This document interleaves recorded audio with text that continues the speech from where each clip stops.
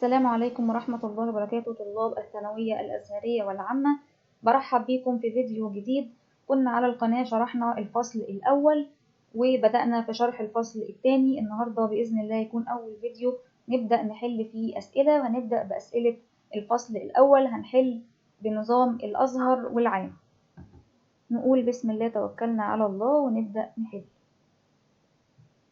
عندي طبعا الدرس الأول اللي هي الظروف اللي سبقت الحملة الفرنسية على مصر. السؤال الأول بيقول ضع علامة صواب أو خطأ مع التعليل في الحالتين، وده طبعا من الأسئلة بتاعة الأزهر إن بيبقى عندنا الصواب والخطأ وبقول التعليل في الحالتين، يعني لو صح صح ليه ولو غلط غلط ليه. عندي أول حاجة انتهز البرديسي حرب الدولة العثمانية مع روسيا وانفرد بحكم مصر. طبعا عندي أول إجابة ديت غلط، دوت ما كانش البرديسي، كان علي بك الكبير. أنا عندي كده هوت أول إجابة غلط، كان علي بك الكبير. طيب عندي بعد كده بيقول اتخذ ملوك أوروبا موقفا عدائيا من الثورة الفرنسية، وده طبعا عندي صح، والتعليل بتاعه بسبب خوفهم على العروش بتاعتهم وخوفهم ان تتسرب الأفكار ومبادئ الثورة الفرنسية خارج فرنسا، لأن طبعا كان الحكم في أوروبا ملكي والثورة الفرنسية كانت بتطالب بالحكم الجمهوري، وبالفعل هي طبقت الجمهورية عندها في فرنسا. فده معناه ان هي هتهدد العروش الملكية بتاعة باقي دول اوروبا، علشان كده هم عادوا الثورة الفرنسية. وكمان مش بس كده، هو كانوا عايزين ان فرنسا ترجع تاني الحكم الملكي. عندي ثالث سؤال بيقول ازدهرت الزراعة في اثناء الحكم العثماني، وطبعا دوت غلط. احنا عارفين ان الزراعة والصناعة والتجارة كانت متدهورة جدا في عهد العثمانيين، وان هو التعليل بتاعها هنقول ان هي تدهورت بسبب تطبيق العثمانيين نظام الالتزام واهمال طبعا حفر الترع واقامة الجسور. عندي رقم 4 بيقول كان التعليم في مصر قبل الحملة الفرنسية متدهورا الى حد بعيد.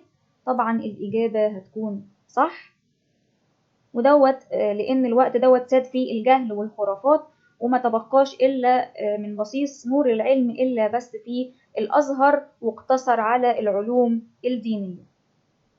عندي رقم 5 بيقول ترجع فكرة احتلال مصر إلى القرن ال18. طبعا دوت هتبقى الإجابة خاطئة. احنا عارفين الأربع محاولات بتاعة فرنسا إن هي تحاول تحتل مصر، بداية من لويس ال14 وبعديه لويس ال15 وبعديه لويس ال16، وبعدين المحاولة الأخيرة اللي نجحت اللي هي كانت بقيادة نابليون، وده كان أثناء حكم حكومة الإدارة لفرنسا اللي كانت موجودة ساعة الثورة الفرنسية. عندي رقم 6 بيقول شارك المصريون في الحكم العثماني، وده عندي طبعا هيبقى غلط، لأن المصريين ما اشتركوش في الحكم، اقتصر الحكم بس على العثمانيين والبكوات المماليك، وقلنا ان هم كانوا عايشين في عزلة عن الشعب. عندي السؤال اللي بعد كده السؤال الثاني اللي هو اختر الإجابة الصحيحة، وده شامل فيه الأسئلة بتاعة النظام الجديد والمباشر. عندي أول سؤال بيقول لي لم تنعدم الملكية الخاصة في مصر أثناء الحكم العثماني وكانت بتتمثل فيه. طبعا هتبقى أراضي الوصية. احنا عارفين إن الأراضي كانت ممثلة في الدولة العثمانية اللي هو السلطان العثماني، بس كان فيه برضو ملكية خاصة اللي هي أراضي الوصية اللي كانت الدولة العثمانية بتديها للملتزم مقابل إن هو بيجمع لهم الضرائب. عندي تركت الدولة العثمانية المماليك ضمن هيئات الحكم بسبب الحاجة الوحيدة اللي سابوا المماليك علشانها في البلد اللي هي خبرتهم في شؤون البلاد، واحنا عارفين ان هم كانوا ماسكين حكم الأقاليم لخبرتهم بشؤون البلد وعلى دراية كافية، فعشان كده المماليك سابوهم في بعض هيئات الحكم. بعد كده عندي بعد وفاة محمد بك أبو الدهب كانت العلاقة بين المماليك قائمة على، طبعا عندي الانقسام والشقاق. المماليك دايما كانوا في حالة انقسام وشقاق، وده هنشوفه بعد كده في حاجات كتير. دايما بيبقى عندهم نزاعات شخصية، صراعات داخلية على الحكم، ما كانوش بيهتموا بتحسين الدولة، كل همهم السلطة والمصالح الشخصية. عندي رقم 4، أول من حاول إقامة رابطة عربية تدعمها مصر في العصر الحديث هو، عندي طبعا علي بك الكبير، وده يقصد بيه الحركة الانفصالية اللي كان علي بك الكبير عايز يعملها عن السلطان العثماني.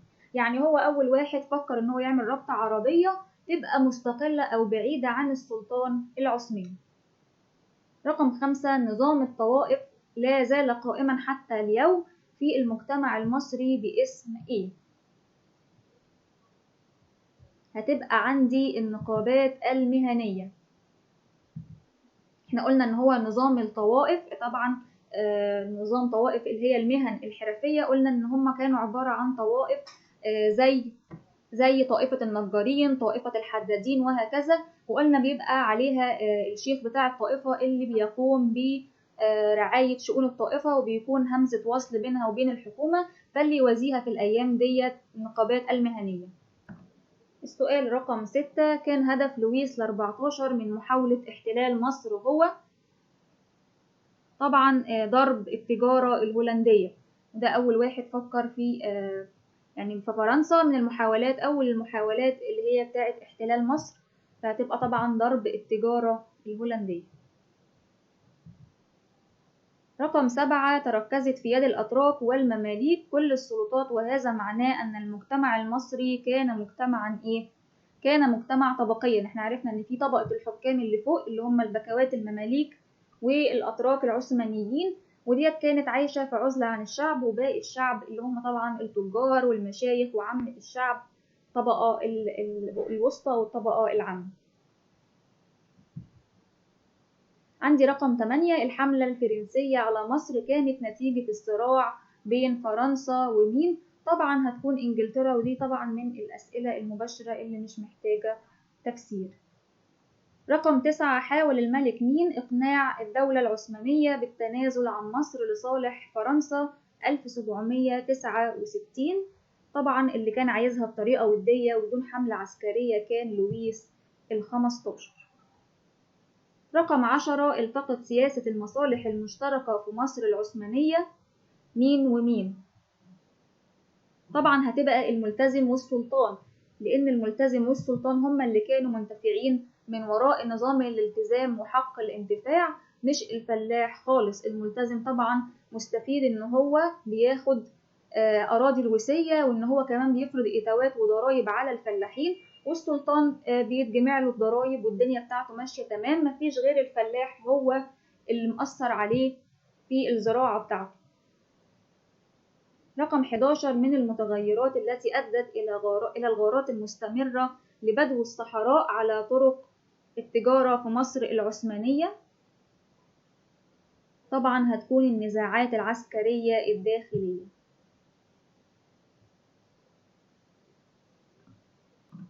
عندي رقم 12، سعت الدولة العثمانية إلى تقسيم الحكم على أكثر من هيئة في مصر لهدف ما هو؟ طبعا هدفها كان طبعا عدم انفراد أحد بالحكم، علشان كده كانت مقسمة الهيئات ما بين مماليك وما بين الأتراك، وكانت إن هي مش بتسيب الوالي في الحكم لفترة طويلة علشان ما يبدأش إن هو يكون فكر انفصالي عن الدولة العثمانية. رقم 13، من نتائج نظام الانتفاع في الزراعة في مصر في العهد العثماني، طبعا هتبقى تدهور الزراعة قبل مجيء الحملة الفرنسية، لأن طبعا حق الانتفاع قلنا إن هو بيمنع إن الفلاح يتحكم في الأرض الزراعية، سواء يكون هيورثها أو يهبها أو يبقى ليه أي تصرف فيها، فده طبعا كان بيضايق الفلاح، وما كانش بينتفع من الأرض إلا بحاجات بسيطة يدوب تعيشه حياة فقيرة، فطبعا بالتالي هيهمل في الأرض الزراعية، مش هيزرع كل الكلام ده، فده في النهاية هيؤدي لتدهور الزراعة قبل مجيء الحملة الفرنسية.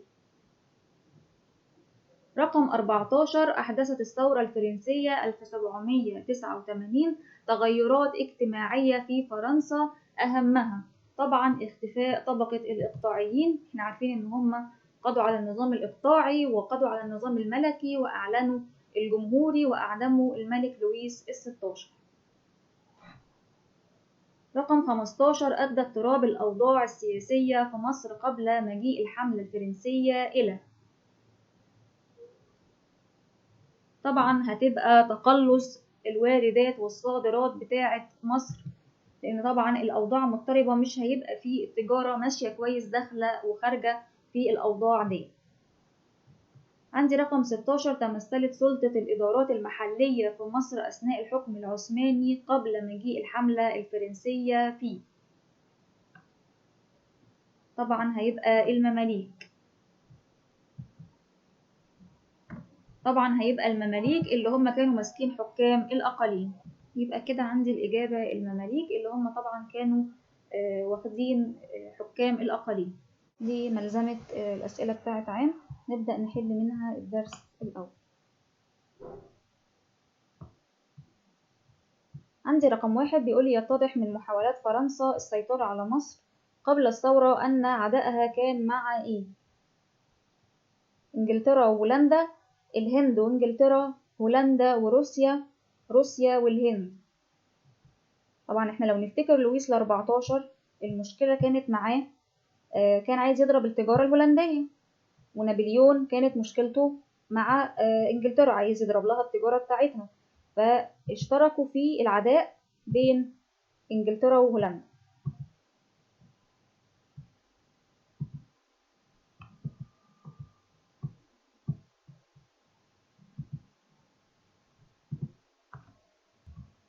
عندي رقم 2 بيقول لي لم تنعدم الملكية الخاصة في مصر أثناء الحكم العثماني، وكانت بتتمثل في إيه؟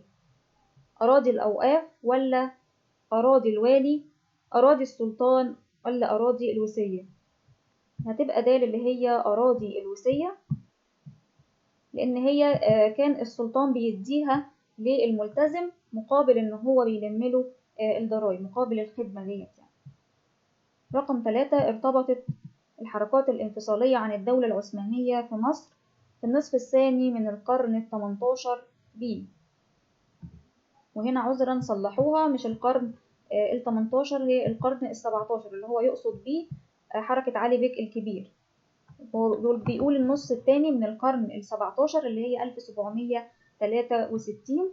وطبعا هتكون سياسات الدولة العثمانية الخارجية، اللي هو يقصد الحرب اللي كانت بينها وبين روسيا، اللي علي بيك الكبير استغلها وحاول ان هو ينفصل بمصر.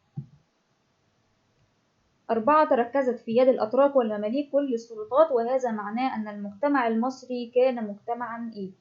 طبقيا، ديكتاتوريا، ديمقراطيا، متميزا. احنا قلنا طبعا هو طبقيا علشان كان في طبقة الحكام اللي كانوا عايشين في عزلة عن الشعب، ملهمش علاقة الشعب بيعيش ازاي، وطبقة المحكومين. رقم 5 بعد وفاة محمد بك أبو الدهب كانت العلاقة بين المماليك قائمة على الاتحاد والتعاون، الانشقاق والانقسام، التحالفات السرية، ولا إهمال تحصين البلاد؟ هتبقى رقم ب اللي هي الانقسام والانشقاق، ودايما الانشقاق بتاعهم دوت والصراعات الداخلية اللي بينهم هي اللي كانت بتخليهم ما عندهمش وقت ان هم يحصنوا البلاد ضد اي حاجة.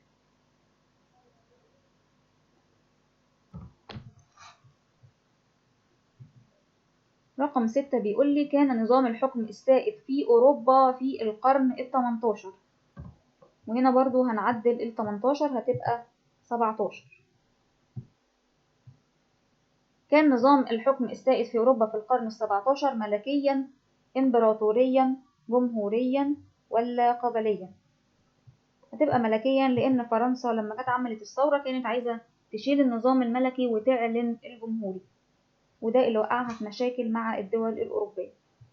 يعني هو كان أساس المشاكل النظام السائد في أوروبا اللي هو النظام الملكي. 7 أدى ضعف الدولة العثمانية منذ أواخر القرن ال17 ليه؟ سيطرة الوالي على أمور الدولة، ظهور الحركات الانفصالية، زيادة سلطة الديوان والحامية العسكرية، رغبة لويس ال15 في الاستيلاء على مصر. ظهور الحركات الانفصالية، ولاحظوا انها اتكررت كتير.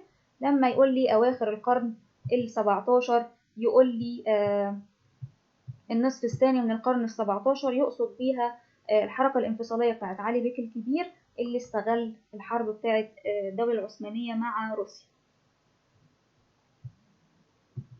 رقم 8، التقت سياسة المصالح المشتركة في مصر العثمانية بين مين ومين؟ الفلاح والسلطان، الفلاح والملتزم، الملتزم والسلطان، الوالي والسلطان. طبعا لو جينا بصينا للنظام اللي كان سائد هيبقى أكتر ناس بتستفاد من الموضوع دوت اللي هو الملتزم والسلطان، لكن طبعا الفلاح مش مستفيد أي حاجة بل هو متضرر. رقم 9 بيقول لي اعتقد نابليون أنه بالسيطرة على مصر سيهدد مصالح إنجلترا إيه؟ دي قلناها من شوية، طبعا اللي هي التجارية والاستعمارية، التجارة بتاعتها والاستعمار أو التوسع بتاعها. رقم 10 بيقول لي يستدل من رغبة لويس ال14 لاحتلال مصر في القرن ال17 على. طيب نرجع للويس ال14، كان عايز أصلا يحتل مصر ليه؟ كان عايز يحتل مصر عشان يضرب التجارة الهولندية، فأنسب إجابة ليها اللي هي تفوق هولندا التجاري في منطقة الهند الشرقية، عشان هو كده كان عايز يضربها. رقم 11 بيقول لي وقفت الدول الأوروبية ضد الثورة الفرنسية من أجل وقف تنامي القوة الفرنسية البحرية، انتشار المد الثوري خارج فرنسا، نقل الصراع الاستعماري الأوروبي للشرق، ولا الحفاظ على أنظمتهم السياسية والاقتصادية. هتكون رقم د اللي هي الحفاظ على أنظمتهم السياسية والاقتصادية، يقصد بالسياسية اللي هو النظام الملكي والاقتصادية اللي هو الإقطاع، لأن احنا قلنا لما قامت الثورة الفرنسية قضت على الإقطاع وقضت على النظام الملكي، وهم كانوا عايزين النظامين يمشوا بيهم في أوروبا. رقم 12 بيقول لي ظهرت سياسة التنافس الاستعماري الأوروبي في العصر الحديث على المستعمرات في الشرق، كثرة منتجاتها الصناعية، غناها بالمواد الخام، تحكمها في تجارة البحر المتوسط، ولا موقعها الجغرافي. في هنا جملة ممسوحة من السؤال اللي تكتبوها. هيقول لي في ضوء العبارة السابقة تأثرت مصر سلبا بهذه السياسة نتيجة لإيه؟ طبعا هيبقى نتيجة لموقعها الجغرافي المتميز، ده أثر عليها بالسلب. 13 يعد العامل الرئيسي في عدم استقرار أحوال الفلاحين في مصر قبل الحملة الفرنسية إيه؟ فرض السلطان الضرائب على الفلاحين، الطريقة المتبعة في ملكية الأراضي الزراعية، استخدام الولاة القوة في جباية الضرائب، انصراف الولاة عن الزراعة لمواجهة المماليك. تبقى عندي الطريقة المتبعة في ملكية الأرض الزراعية، واللي هي موضوع حق الانتفاع ونظام الالتزام. رقم 14 بيقول لي وقعت مسؤولية الحفاظ على التعليم في مصر أثناء الحكم العثماني قبل مجيء الحملة الفرنسية على عاتق، وقلنا أحد فئات الطبقة المتوسطة يقصد بيها اللي هي المشايخ. رقم 15 من المتغيرات التي أدت إلى الغارات المستمرة لبدو الصحراء على طرق التجارة في مصر العثمانية، تحول طريق التجارة إلى طريق رأس الرجاء الصالح، النزاعات العسكرية الداخلية، الامتيازات التجارية التي أعطتها الدولة العثمانية للأجانب، ولا سوء أحوال البدو الاقتصادية. عندي هتكون النزاعات الداخلية العسكرية، لأن احنا لو رجعنا في الكتاب هنلاقي إن في الفصل في الدرس الأولاني من الآثار أو النتائج المترتبة على تدهور التجارة الداخلية اللي هي النزاعات العسكرية الداخلية، وهو هنا بيقول لي هو هنا مش ذاكر لي صريحة إن هي تجارة داخلية، لكن هو بيقول لي على طرق التجار في مصر، يبقى دوت تجارة داخلية. والحاجات اللي كانت بتضايق التجارة الداخلية طبعا النزاعات العسكرية الداخلية. رقم 16 بيقول لي احذر عدوك مرة وصديقك 1000 مرة، ينطبق المثل على علاقة مين؟ رقم 17 بيقول لي أمامك صورة لأحد الثورات الأوروبية التي أحدثت تغييرا في النظام السياسي العالمي ونجحت في القضاء على النظام الأوتقراطي. حدد اسم الثورة. هتكون طبعا الثورة الفرنسية. رقم 18 بيقول لي سعت الدولة العثمانية إلى تقسيم الحكم على أكثر من هيئة في مصر لهدف ما هو؟ عدم انفراد أحد بالحكم، تأديب المماليك، مجاملة الشعب المصري، توطيد سلطة الدولة العثمانية. أنسب واحدة ليها هتبقى عدم انفراد أحد بالحكم. قلنا ليه؟ زي ما كانوا بتبقى الفترة بتاعة الوالي قصيرة من سنة ل3 سنين، بحيث إن هو ما يلحقش يكون رابطة مع الشعب وينفصل عن السلطان العثماني. رقم 19 تشابهت محاولة آخر ملوك فرنسا لاحتلال مصر مع المحاولة الرابعة حول تدمير الإمبراطورية الإنجليزية بالشرق، ضرب التجارة الهولندية في الهند، اختصار طرق التجارة بين أوروبا والشرق، تكوين إمبراطورية فرنسية بالشرق. رقم ج اللي هي اختصار طرق التجارة بين أوروبا والشرق، لأن كان في محاولتين اللي هي لويس ال16 والمحاولة الرابعة بتاعت نابليون، الاتنين كانوا عايزين اختصار طرق التجارة وتسهيل التجارة بتاعت فرنسا بين أوروبا والشرق. رقم 20 بيقول لي ترتب على اندلاع الثورة الفرنسية 1789 داخليا تغيير النظام الفرنسي السياسي، تغير مفاهيم الإنتاج، ظهور سياسة المصالح المشتركة، تغيير بنية الاقتصاد الفرنسي.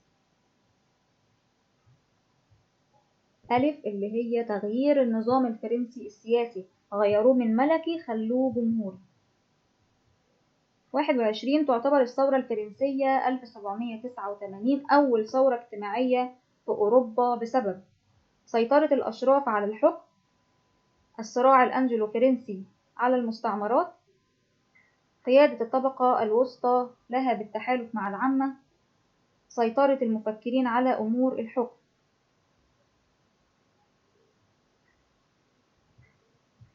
تبقى قيادة الطبقة الوسطى لها بالتحالف مع العامة. عندي رقم 22 ارتبط فشل محاولة الملك لويس ال15 للسيطرة على مصر القوى البرية والبحرية للدولة العثمانية، سوء العلاقات بين فرنسا والدولة العثمانية، معارضة إنجلترا للوجود الفرنسي في الشرق، فقدان الدولة العثمانية سيطرتها على مصر. يكون فقدان الدولة العثمانية سيطرتها على مصر. رقم 23 تقسيم سلطات الحكم العثماني في مصر إلى 3 إدارات متنافسة يدل على خوف الدولة العثمانية من فقدان السيطرة على مصر، رفض الشعب المصري لحكم العثمانيين، قوة المماليك العسكرية، أهمية مصر لاقتصاد الدولة العثمانية. هي كانت مقسماهم خوفا من فقدان السيطرة على مصر. 24 مثلت الثورة الفرنسية خطورة على النظم القائمة في أوروبا، خاصة على النواحي سياسية وإقتصادية، سياسية وفكرية، عسكرية وفكرية، اقتصادية وعسكرية. هتبقى عندي السياسية والفكرية. 25 الدرس المستفاد من فشل حركة علي بيك الكبير ومقتله في النهاية: عدم الثقة في الأجانب، الحرص على عدم مخالفة السلطان، حسن اختيار المعاونين، الاستعداد العسكري الدائم. رقم ج حسن اختيار المعاونين، لأن هو اللي خانه محمد بيك أبو الدهب النائب بتاعه. 26 ترتب على الصراع بين إنجلترا وفرنسا في أواخر القرن ال18. أصبحت مصر مسرحا للأحداث آنذاك، تغيير النظام السياسي في دولة فرنسا، احتكار بريطانيا للتجارة في الشرق، انتعاش التجارة في الأراضي المصرية. تبقى ألف اللي هي أصبحت مصرا مصر مسرحا للأحداث آنذاك. 27 اتخذ التنافس الاستعماري بين إنجلترا وفرنسا بعدا جديدا بعد حركة الكشوف الجغرافية، قيام الجمهورية الفرنسية، الثورة الصناعية، ولا قيام الثورة الفرنسية. الأداة اللي هي قيام الثورة الفرنسية. 28 بيقول لي كانت طبقة الأتراك والبكوات المماليك في مصر العثمانية من فئة إيه؟ المحكومين، الحكام، الشريحة الوسطى، الشريحة الدنيا. طبعا من طبقة الحكام اللي هي رقم ب. 29 رغم تمتع الملتزم في ظل الحكم العثماني بمكانة مرموقة إلا أنه تشابه مع الفلاحين المصريين في دفع الضرائب المقررة، نظام حيازة الأرض، خضوعهم لنظام الطوائف، انهيار أوضاعهم الاجتماعية. تبقى رقم ب اللي هي نظام حيازة الأرض. 30 قادت مصر عدة محاولات انفصال عن الدولة العثمانية بين هيئات ثلاث: الوالي والديوان والمماليك. عندي تغير العملة ولا غزو ممتلكاتها، محالفة الأعداء ولا تسريح الجيش. هتبقى عندي تغير العملة. 31 بيقول لي اتخذ التنافس بين إنجلترا وفرنسا بعدا جديدا بعد الثورة الفرنسية وتمثل في تكوين تحالف دولي ضد فرنسا، انتصار فرنسا على دول أوروبا، مجيء الحملة الفرنسية إلى مصر، ولا فشل فرنسا في ضرب إنجلترا. يبقى رقم ج مجيء الحملة الفرنسية إلى مصر. 32 بعد ضعف الدولة العثمانية في القرن ال18 أصبحت السلطة الفعلية في مصر تابعة لمين؟ تابعة للمماليك.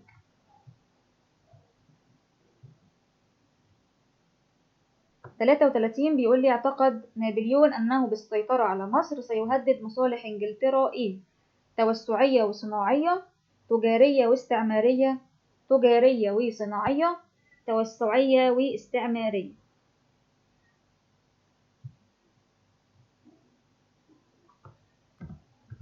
ذكرناها برضو قبل كده اللي هي التجارية والاستعمارية عشان هو كان عايز يضرب التجارة بتاعتها اللي كانت بتروح لمستعمرتها في الهند، والاستعمار اللي هي التوسع اللي كانت فرنسا عايزة تعمل إمبراطورية فرنسية في الشرق بدلا من إمبراطورية إنجليزية، من إنجلترا يعني تتوسع وتعمل إمبراطورية إنجليزية.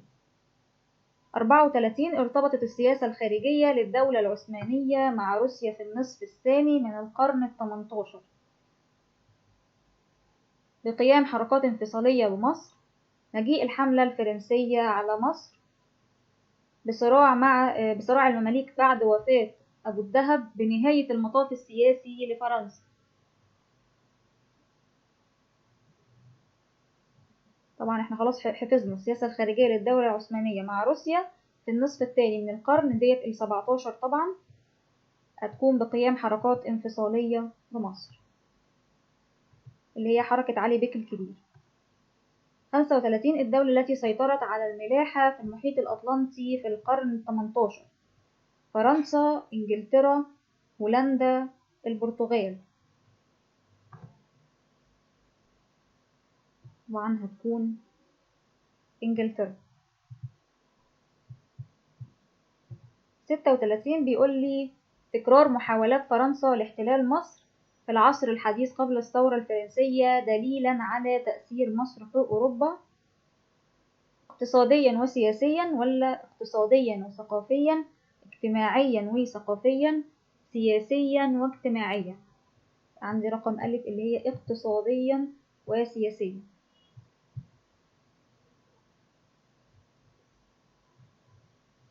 37 بيقول لي يعود اتجاه أوروبا لاكتشاف مناطق جديدة خارجها إلى قيام الثورة الصناعية، قيام عصر النهضة الأوروبية، قوة الطبقة البرجوازية، قلة الموارد وزيادة عدد السكان. لا احنا طبعا قلنا ان السبب في دوت قيام الثورة الصناعية وقلنا الثورة الصناعية إن هي استبدال الأيدي العاملة يعني يدويا بالآلة، وده خلى عندهم منتجات كتير قوي والسوق المحلي بتاعهم اتملى. عشان كده فكروا إن هم يكتشفوا مناطق بره بحيث إن هي تبقى كأسواق في الشرق، إن هم ينزلوا البضاعة بتاعتهم فيها.